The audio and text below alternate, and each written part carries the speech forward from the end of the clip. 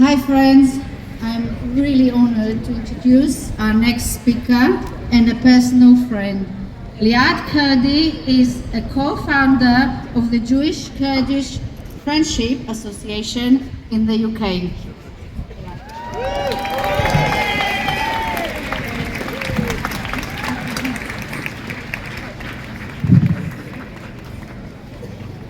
Thank you. Shalom Roj. My friends, on the 7th of October, the people of Israel, Jewish people, the children of Zion, woke up to a nightmare. A nightmare that made us question the meaning of humanity and realize the level of atrocities that fellow human beings are capable of. The nightmare that reminded Jews all over the world of the injustices, massacres, pogroms, genocides that their ancestors endured throughout their history. A nightmare that is still going on, still ongoing, and it will not end until every single hostage returns home and every single Hamas cell is destroyed.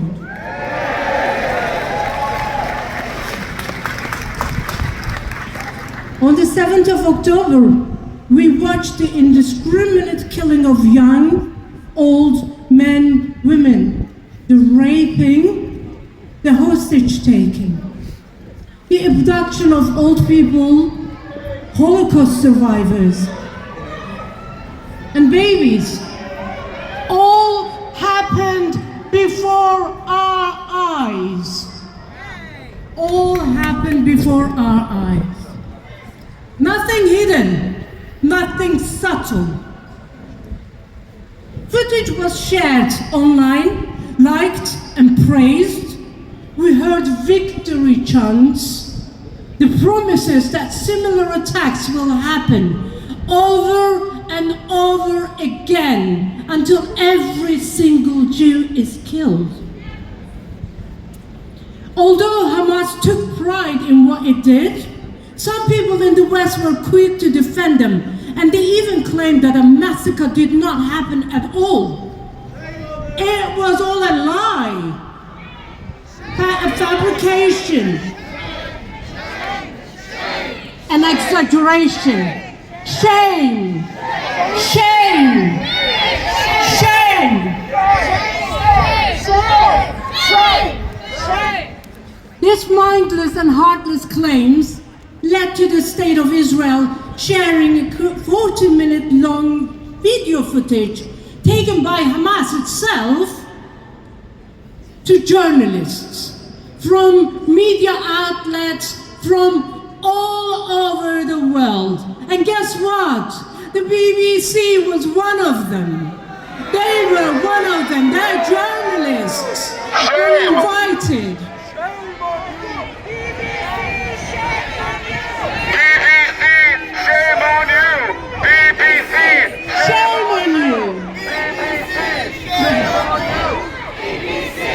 Shame on you! Shame on you!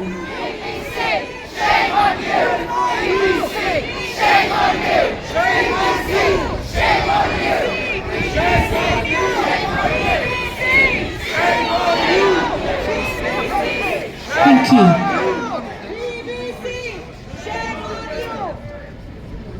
So BBC, their journalist, saw the footage showing the reason why Israel had to, forced to defend itself. The very reason why Israel had to stand up and defend its own citizens, just like any other state would do. Yet, this did not stop BBC News refusing to add this context, continuing to broadcast Hamas propaganda and blaming Israel for taking military action against a terrorist organization which is banned in the UK. We're talking about Hamas. as a terror organization. Shame on you, BBC! Shame on you, BBC! Shame on you, BBC! Shame on you, BBC! Shame on you, BBC! Shame on you! Shame on you for losing sight, for selling your soul to evil, for standing on the wrong side of the history. Again, shame on those who are blinded with Jew hatred and anti-Semitism. Shame on you. Shame on you. Shame on you! BBC! Shame on you! BBC! My friends, Shame on you! shame on you. Shame on you, BBC. My friends, as my beautiful friend Yochi introduced me, I'm Kurdish. I am Kurdish, and I am standing before you as a Kurdish woman from a non-existing country. And I want to say it out loud and clear that in this unjust world, in this mad world, there is still people who are standing on the side of truth, justice, and humanity. There are people who are standing on the side of Jewish people and their homeland Israel. And Kurdish people are one of those people. We are with you. We are with you. When Yazidi Kurdish women, when Yazidi Kurdish people got attacked by ISIS in 2014, you might remember those atrocities. Men got beheaded, women, children got raped and were abducted. 10 years on, there are still thousands of hostages whose whereabouts and fate is unknown. What ISIS did to Kurds back then is almost identical to what Hamas did to Jewish people on 7th of October. One difference though, one difference. The difference is that when Kurdish people and the coalition forces fought against ISIS, nobody expected them, asked them to stop fighting against ISIS. Nobody asked them to stop the war and have a ceasefire with ISIS. Nobody claimed that fight against ISIS was a genocide. So why do some people take streets to urge Israel to have a ceasefire with a terror group, with Hamas? Why are they claiming that what is going on against Hamas is a genocide? We are talking about Hamas. That is a terror group which shares the same ideology, same tactics as ISIS. So, why do they shamelessly claim that Israel's war is a genocide? What is going on here? It's beyond me. I can't understand it. I think we know the reason though. What Hamas did has nothing to do with resistance. What Hamas did is another example of atrocities that stem from a very dangerous ideology. An ideology that never accepts anyone who is different, which does not obey or assimilate. An ideology that is obsessed with the idea of world domination.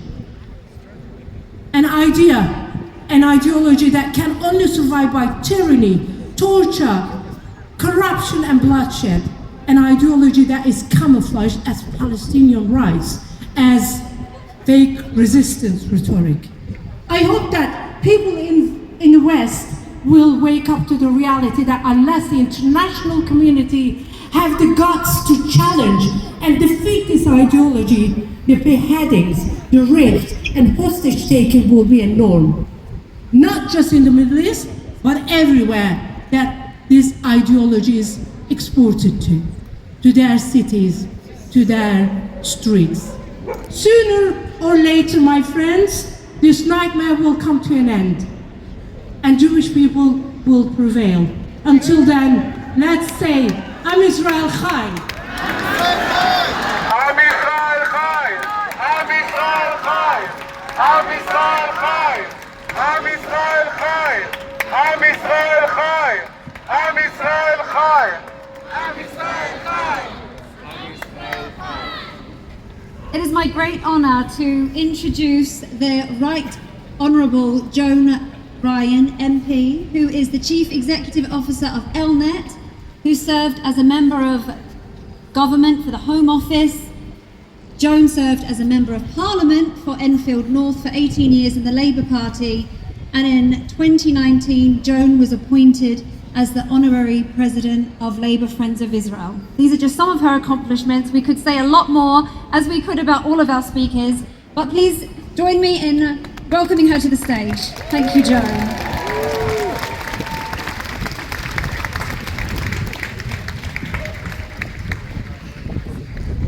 Thank you. Good afternoon, everybody.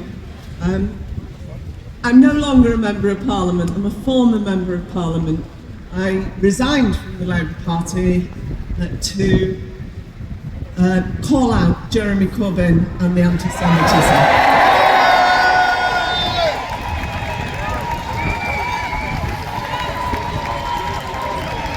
And I'm very pleased that the Labour Party has moved so far away from that scandal, that offence to all of us.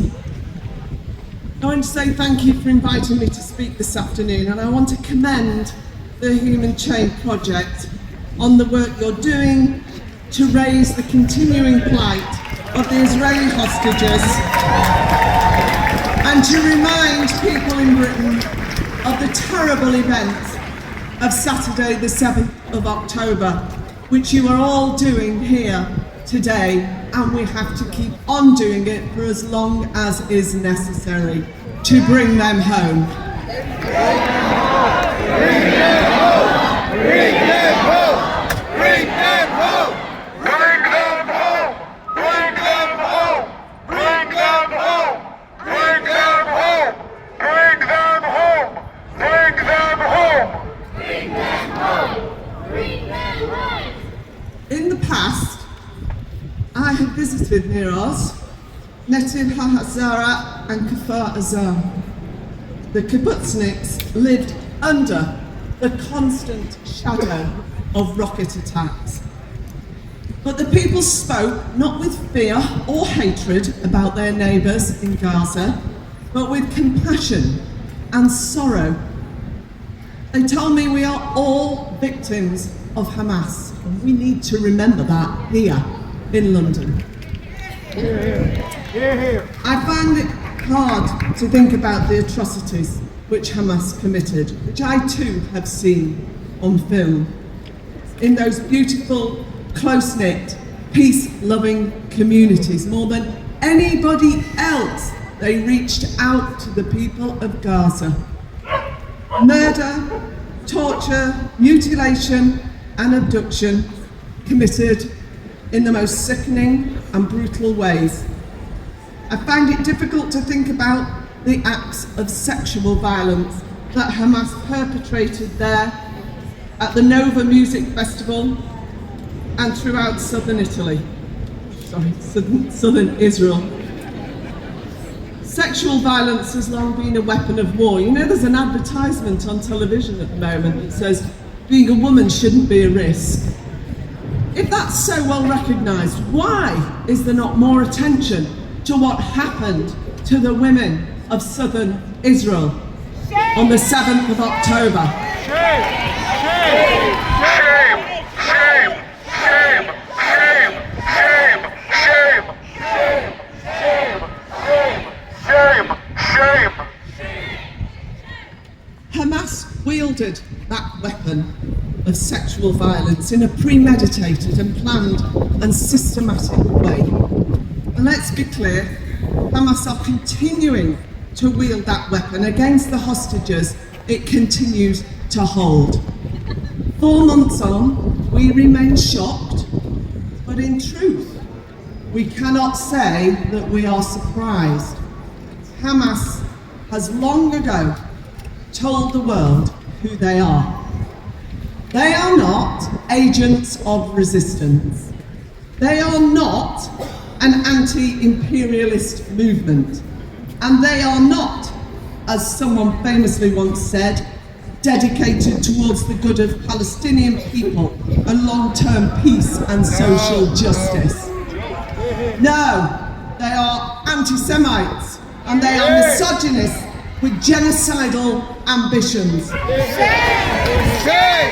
Shame! Shame! Shame! Shame! Shame! Shame! Shame! Shame! Shame! Shame! Shame! Shame! And their hatred for Jews and their hatred for women combined on the 7th of October to atrocious effect. But what I do find hard to conceive is the disinterest and the indifference, and yes, the denial, with which these crimes have been received outside of Israel. Where are the mass demonstrations? Where are the keyboard warriors of social media with their moral certainties and extreme dualistic view of the world? Where is the revulsion? Where is the outrage? Let me be more specific. Why did it take over 7 weeks for the UN Secretary General, Antonio Guterres,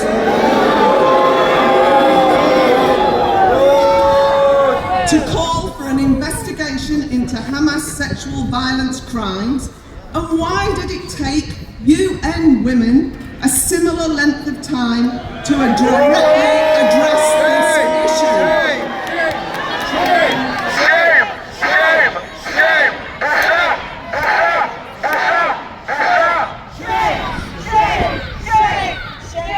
Why do we hear so little from many of those who quite rightly insist that when it comes to violence against women, we must believe the accounts of survivors? Some women, apparently. And why have elements of the media failed to give this story the space, time and prominence which it undoubtedly deserves? Sadly, I think we all know the answer. It is that for too many, Jews and Jewish women simply don't count. Today, we're here to make clear that we don't believe that. Jewish lives matter, Jewish women matter, and we will make them count.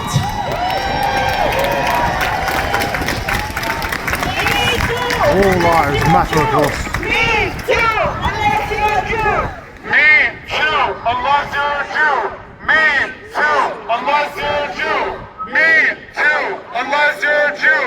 Me too, unless you're a Jew. Me too, unless you're a Jew. Me too. I want to end on a more hopeful note. It's not easy against what happened and what is continuing to happen. But it's important. Israel has produced many strong, remarkable, heroic women.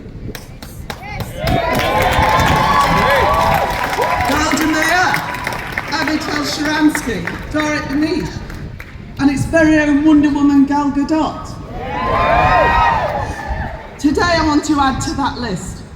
I want to pay tribute to all the strong, remarkable and heroic women of Israel who have spoken up and spoken out against the crimes of Hamas committed on 7th October. Together they have ensured that those crimes are researched, documented and publicised. Together they have sought to alert people of conscience around the world. And together they have ensured that even though there may never be justice, there will not be silence. There will not be silence. Thank you.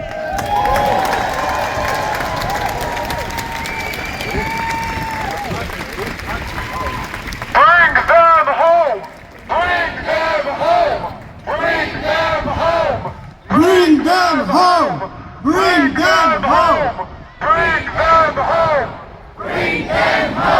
Before I will introduce our last speaker for today, and are all brave women speakers, I would like each and everyone who's holding a banner or poster, raise them up high and say loud and clear, rape is not resistance! Rape is not resistance! Rape is not resistance! Rape is not resistance! Rape is not resistance! Rape is not resistance! Rape is not resistance! Rape is not resistance! Rape is not resistance! Rape is not! I would like to introduce Fleur Hassan Nahum. Fleur is a London-born politician active in Israel. Fleur serves as a deputy mayor of Jerusalem. She's in charge of foreign relations, international economy, development and tourism. Fleur is an alumni of King's College London, active in human rights. Please welcome Fleur.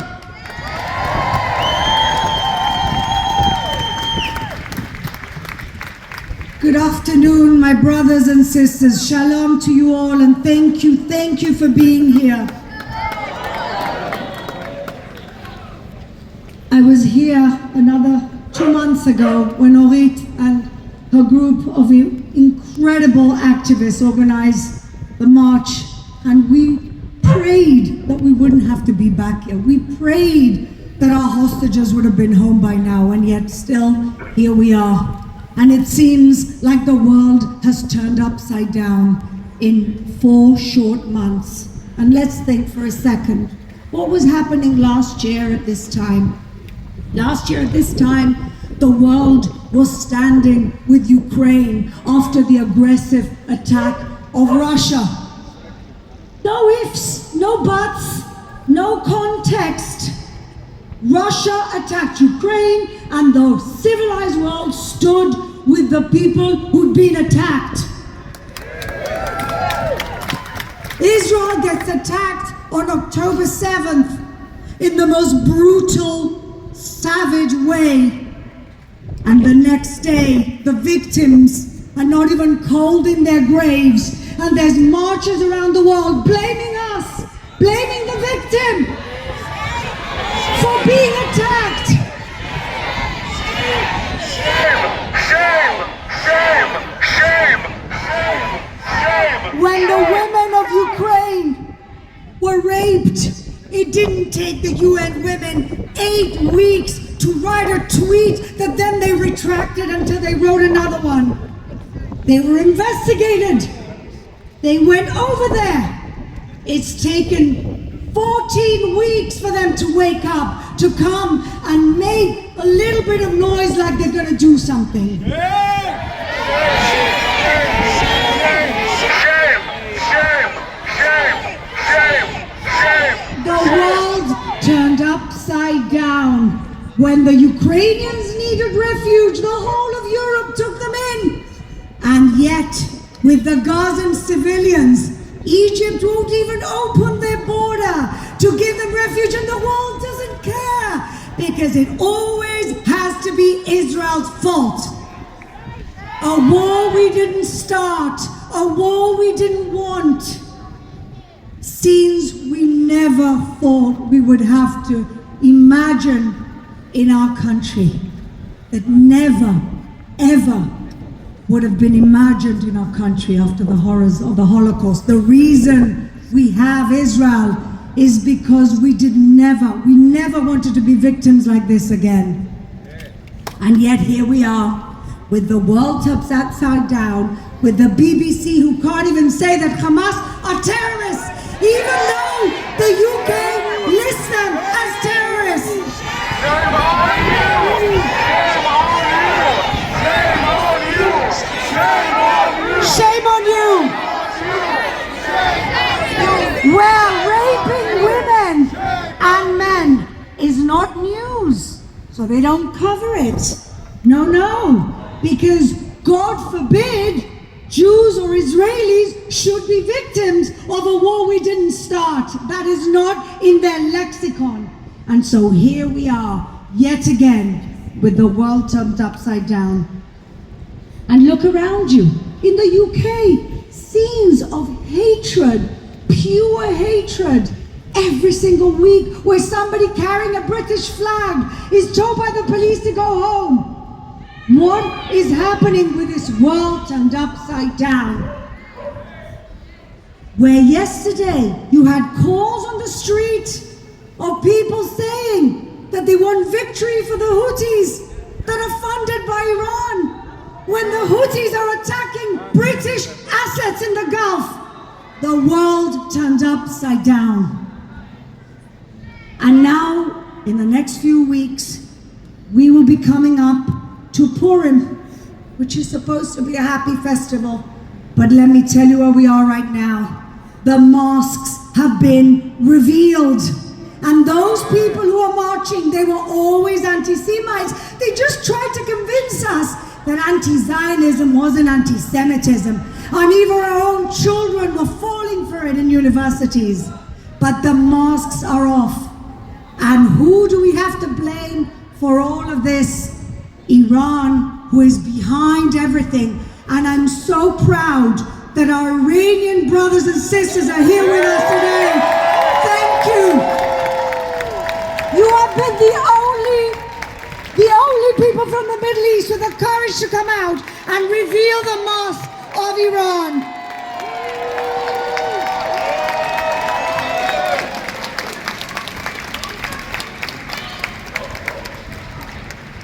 People who openly support terrorism with no shame, because the whole world has been brainwashed to believe that somehow we are responsible for this. That somehow, even though we left Gaza in 2005, it doesn't matter. There's still some type of mythical occupation that we do not have the right to live in our ancestral homeland, where we became a people 3,000 years ago.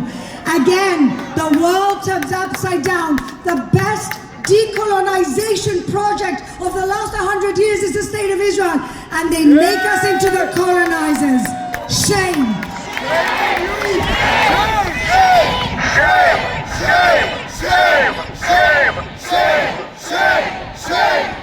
And at the end of the day, we have to just be realistic and understand that this, as Lord Rabbi Jonathan Sachs said so eloquently, this is yet another iteration of the age-old hatred of Jews. 500 years ago it was religious, 100 years ago it was ethnic, and now it's about the Jewish collective. In this post-colonization world, somehow we became the colonizers. And why? Only because anti-Semitism is a clever virus that just scapegoats any ill of the day. It takes a new mask every single generation.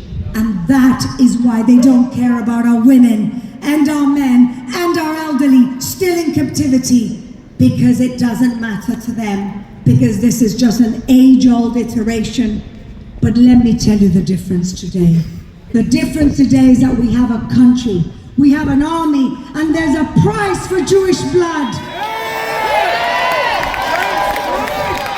The difference today is that we have allies, like our friends from Iran and the Christian community, that are out and proud for the Jewish people.